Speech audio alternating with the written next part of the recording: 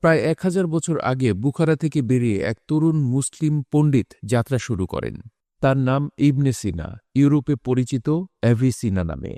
তিনি চিকিৎসা বিজ্ঞানের জনক। তিনি শুধু চিকিৎসকই ছিলেন না, ছিলেন দার্শনিক, গণিতজ্ঞ, জ্যোতির্বিদ ও কবি।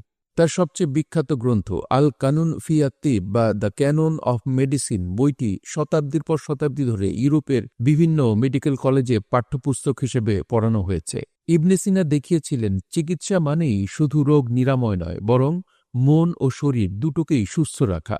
তিনি লিখেছেন, রোগের কারণ বোঝা, পর্যবেক্ষণ করা এবং পরীক্ষা নিরীক্ষার মাধ্যমে রোগের সমাধান খোঁজা খুবই জরুরি।